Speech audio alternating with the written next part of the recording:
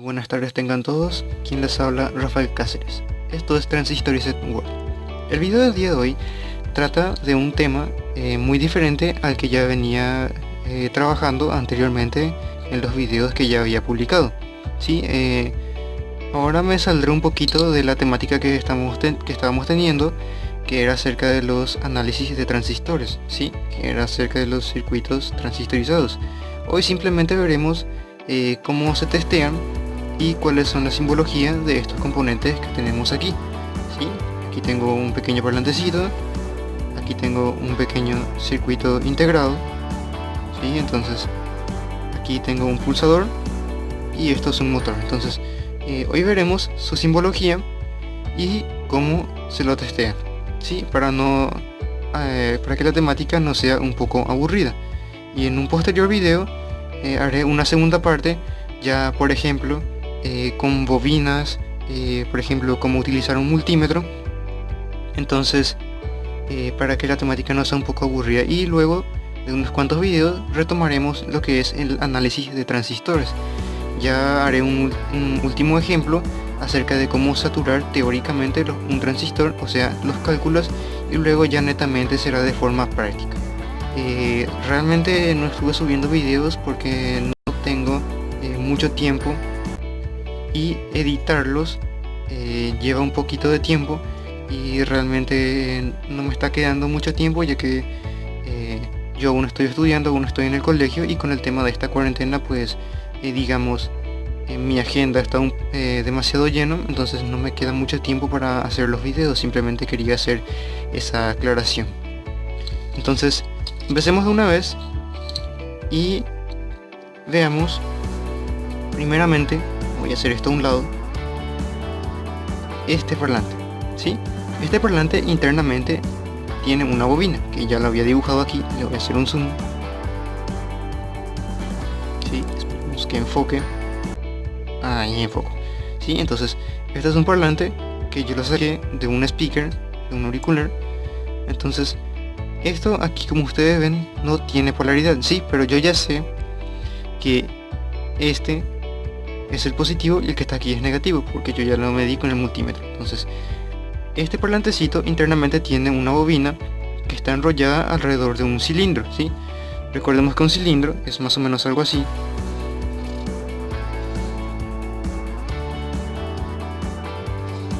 ¿Sí? Entonces más o menos así es un cilindro, ¿sí? Y alrededor de aquí hay una bobina enrollada que viene siendo el alambre que internamente tiene los parlantes, ¿sí? Y en medio de esta bobina hay un núcleo, ¿sí? Que suele ser un imán o algún tipo de metal que está magnetizado. Obviamente siempre es un imán. Y entonces lo que pasa cuando el sonido llega al parlante es que se genera una vibración alrededor de este cilindro, que es producido por la bobina que está aquí, y esa vibración es lo que nosotros sentimos como el sonido. Entonces es de la misma forma en la que funciona un micrófono. Un micrófono recibe las ondas, ¿sí? De sonido, las ondas senoidales, y las transforma en voltaje. O sea, estamos hablando de unos nanovoltios, picovoltios, nanoamperios, picoamperios, que son corrientes muy pequeñitas, y estos ingresan a algo llamado amplificador de sonido, que amplifica la onda, ¿sí?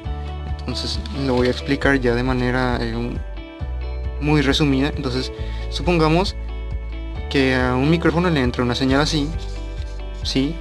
Entonces una señal senoidal, y aquí tenemos más o menos lo que es el tiempo. Entonces esta señal pequeñita es lo que el micrófono recibe y lo transforma en voltaje, ¿sí? Entonces eso luego ingresa al amplificador, y cuando sale, digamos que vuelve a salir convertida en una onda, ¿sí? Ya no en forma de digamos voltaje. Entonces esa onda es lo que recibe este pequeño parlantecito y esta bobina, y se genera una vibración que luego se convierte en sonido. Entonces a grandes rasgos esto es un parlantecito, esto es un pequeño parlantecito que básicamente su figura, su equivalente en dibujo vendría a ser así, ¿sí? Tenemos este aquí y este es su gráfico, ¿sí? Este es su pequeño gráfico. Entonces este vendría a ser el más y este vendría a ser el menos, ¿sí? O sea, básicamente sería este, más menos, más menos. Obviamente esto yo ya lo sé, como se los dije, porque yo ya lo medí con un multímetro. Bueno, ya vimos lo que es un parlante. En un posterior video estaré trabajando con amplificadores de sonido. Por favor les pido que no se apresuren, porque como les dije, la intención que yo tengo es sencillamente enseñar cómo funcionan los amplificadores de sonido. Entonces yo quiero que primero ustedes aprendan lo que es la parte teórica, por ejemplo, cómo funciona un transistor en etapa de saturación, cómo funciona un transistor en etapa de amplificación, en corte y saturación, ¿sí? Entonces no quiero acelerar mucho la temática, pues porque después me andan preguntando en cada video, me salté esto, me falta esto. Entonces sinceramente no quiero que se apresuren, para ir de a poco enseñándoles y que ustedes también aprendan. Entonces aquí tenemos algo llamado pulsador, ¿sí? Este es un pequeño pulsador. ¿Ven? O sea, no sé si oyen, lo voy a acercar al micrófono. ¿Sí? Entonces el símbolo de un pulsador es simplemente así.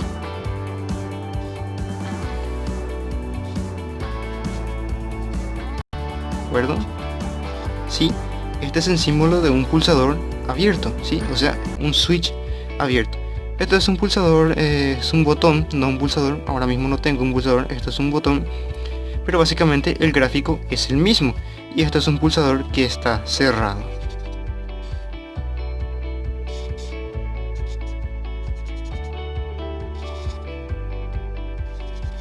Sí, entonces esto es un pulsador que está cerrado. Entonces los pulsadores se utilizan mucho en la microelectrónica, o sea, en la electrónica, digamos, con los microcontroladores. Por ejemplo, un LM555, bueno, no necesariamente tiene que ser un LM555 en configuración monoestable o estable, dependiendo de cómo lo configuremos. Podemos utilizar un pulsador. En posteriores videos estaremos viendo algunos proyectos que estaré presentando sobre los integrados. Entonces ahora pasemos a otro componente. Esto sí es un integrado. Ahí vemos si se ve. No se alcanza a ver bien en la cámara. No se alcanza bien, pero bueno. Esto es un LM386. Sí, esto es un circuito integrado de amplificación de sonido. El gráfico de un circuito integrado es sencillamente así, ¿sí? Así. Entonces este huequito que está aquí es este. Vamos a ver si la cámara lo capta. Es este, sí. Ya enfocó. Entonces así están sus pines, ¿de acuerdo? Pero con esto hay que tener cuidado, porque en un gráfico, en un plano, no aparecen todos los pines del integrado. O sea, usted nunca va a encontrar en un plano esta gráfica, ¿sí? Siempre encontrará de esta manera.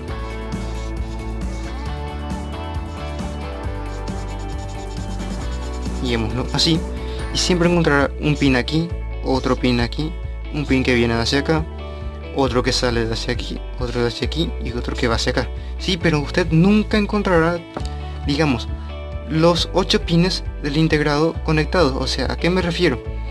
En un plano simplemente aparecerán los pines de integrado que se utilizan, pero no todos, digamos así, como está aquí, ordenados de esta forma. No. En algunos planos sí, obviamente en algún caso los 8 pines del integrado o la clase de integrado que sea, no importa la cantidad de pines que tenga, ya sea de 8, de 16, de 22, de 48 pines, en algunos integrados, en algunos planos, son muy pocos, sí aparece, digamos, de forma ordenada todos los pines, pero en la mayoría de los planos aparece de esta forma, ¿sí? Con los pines distribuidos y generalmente a un lado de esta manera. Por ejemplo, tenemos aquí el 1, digamos que aquí tenemos el 2, este es el 3, digamos que este es el 4, Este digamos que es el 5 y este es el 6. Entonces digamos que en los planos siempre está desordenado. O sea, hay personas que piensan que así como está en el plano es el integrado físicamente, pero no.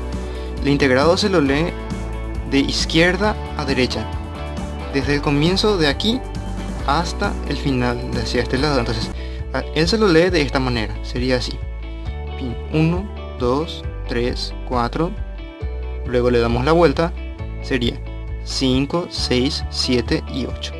Así se lee un integrado, de izquierda a derecha, de hacia aquí hacia acá, siempre empezando, de esta muesquita, de este pequeño orificio que está aquí. Nunca intente leer un integrado de hacia aquí, de derecha a izquierda, porque en realidad el integrado estaría al revés. O sea, si yo lo coloco así, el integrado estaría al revés. En realidad esta muesquita tiene que quedar hacia la izquierda. De esta manera el integrado está bien colocado, de forma física. Pero en un plano el integrado generalmente siempre tiene los pines distribuidos, no como está aquí.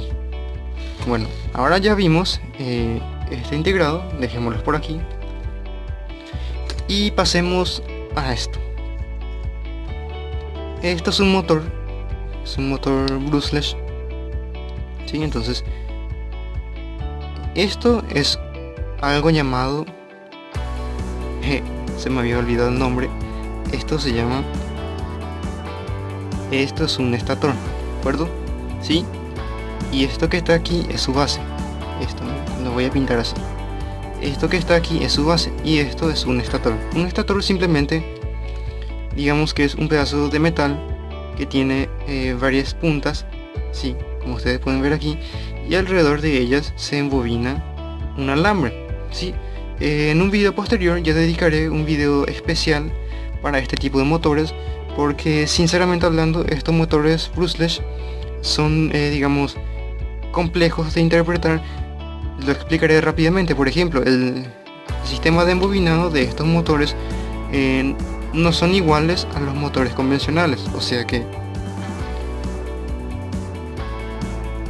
por ejemplo yo tengo este motor que está aquí. Esto es un motor convencional, común y corriente, pero no se confundan, esto es un motor brushless. Esto es un motor convencional que viene en controles de PlayStation, autos a radio control, a control remoto, impresoras, distintos tipos de componentes electrónicos, pero no son lo mismo, ¿sí? Esto es un motor de embobinado simple, con un solo bobinado, por lo que pueden ver aquí solamente tiene dos cables, ¿sí? Estos motores no tienen polaridad. Tampoco estos motores brushless, bueno, en realidad sí, porque tienen un punto A, B y C, pero su configuración es muy diferente y su funcionamiento también es muy diferente. Depende de cómo yo lo conecte, él gira. En estos motores no. Estos motores convencionales simplemente usted coloca aquí el positivo y aquí el negativo y el motor o gira a la izquierda o gira hacia la derecha. Pero en estos motores brushless no funciona así. En estos hay que identificar qué pin, qué alambre indica, o sea, hace girar el motor hacia un sentido, porque estos tienen una especie de polaridad que los determina, ¿sí? Y estos giran de acuerdo a la campana que está aquí, que es esto, que básicamente internamente esto tiene un imán. Se darán cuenta, veamos, miren, ven, sí, esto tiene un imán. Entonces en un video posterior les voy a dedicar mi tiempo a un video por aparte a estos motores, porque como les dije, interpretarlos es muy complejo, ya que su funcionamiento de estos motores brushless es muy diferente a la de estos motores convencionales. Por favor, no se confundan, no son lo mismo. Ahora pasemos a otro tema. Esto que ustedes pueden ver aquí es un sensor infrarrojo, ¿sí? Este es un sensor que típicamente hay en televisores, radios, autos a control remoto, etcétera, ya sea aviones a control, helicópteros a control remoto. Entonces esto es un sensor infrarrojo que funciona a largas distancias, ¿sí? La forma más sencilla de testear esto es negativo, positivo, y el pin que está aquí, obviamente yo ya lo sé porque esto yo ya investigué y sé el patillaje, la distribución de sus pines, y esto es VCC. Usted coloca una resistencia y un LED de aquí a positivo, y entonces usted lo puede ensayar, le coloca aquí el menos y el más, positivo y negativo. Entonces usted con un control remoto usted puede a ciertas distancias ensayar si este sensor funciona. Si el LED prende, cuando usted presiona el control remoto, quiere decir que el sensor funciona, pero si el LED no prende, pues obviamente esto tiene problemas. Esto es muy sencillo de testear simplemente con el multímetro. Ningún pin tiene que marcar con otro. Si dado el caso, el pin de aquí de la derecha marca, por ejemplo, con el del centro, esto está en corto. Si esto está en corto, sencillamente hay que cambiarlo porque obviamente ya no funciona, porque internamente tiene un cortocircuito. Ahora, si dado el caso yo lo mido, digamos, en la escala de ohmios con el multímetro, jamás me va a marcar un ohmiaje con el multímetro, porque esto tiene una resistencia exageradamente alta, ¿sí? Por más de que yo, digamos, tenga un multímetro que pueda medir hasta la escala de, digamos, 20 megas, nunca me mediría, porque esto supera por mucho la escala del multímetro. Estamos hablando de gigaohmios, teraohmios, tal vez un ohmiaje más superior. Entonces con el multímetro no lo podíamos medir, simplemente colocamos aquí el más y el menos, y aquí la resistencia con un LED a positivo, y los ensayamos con un control remoto. Si el LED prende, quiere decir que esto funciona. Si el LED no prende, pues obviamente el sensor no funciona. Esto es un problema típico que muchos televisores suelen tener. Suele pasar que esto se quema, y obviamente cuando yo presiono el botón del control remoto, pues obviamente el televisor no prende. Si esto no funciona, no le llega la información al procesador del televisor, y obviamente el televisor no prende. Entonces esto siempre suele ser un problema típico de los televisores. Pasemos ahora a otro componente. Para no alargar demasiado el video, tenemos aquí un diodo emisor de luz conocido como LED, ¿sí? Una aclaración: usted nunca considere o tome como referencia la pata más corta o la pata más larga de un LED. Sí, cierto, la pata más larga, perdón, es el positivo, y obviamente la pata más corta es el negativo. Yo me pasó que conozco muchas personas que se guían por esto y me dicen que sencillamente la pata más larga es el positivo y el corto es el negativo. Sí, es cierto, pero ¿qué pasa si yo corto las patas del LED? O sea, digamos que yo les dejo la misma longitud a ambas patas. Entonces, aquellas personas que se guían de la longitud de las patas, pues obviamente se perderían, porque no sabrían cuál era el positivo y cuál era el negativo, pues porque obviamente yo las corté y obviamente tienen la misma longitud. Entonces, para que no pase eso, sencillamente usted tiene que mirar dentro del LED. Veamos a ver si ahí se alcanza a notar. Bueno, no se nota porque la cámara no enfoca, pero lo explicaré de una manera más rápida. El pin que tenga, que sea más grande o más ancho del LED, es el negativo, y el pin que sea más pequeñito internamente dentro del LED es el positivo, ¿sí? O si digamos se trata de una persona que tiene una discapacidad visual y no puede ver tampoco esa referencia, entonces sencillamente con el multímetro puede testearlos, porque el LED tiene polaridad, tiene un positivo y un negativo. Si yo invierto sus pines, digamos positivo, negativo y negativo, positivo, pues obviamente el LED no prenderá. Si yo lo coloco así, de esta manera, positivo con positivo y negativo con negativo, el LED prende. Entonces con el multímetro yo puedo testear si no, digamos que mi LED tiene los dos pines internamente iguales, y digamos estos dos patitas yo se las corté y obviamente no sé cuál es el positivo y el negativo. Con el multímetro yo lo puedo testear. Simplemente pongo en escala de continuidad y voy viendo con el multímetro cuál es el positivo y cuál es el negativo.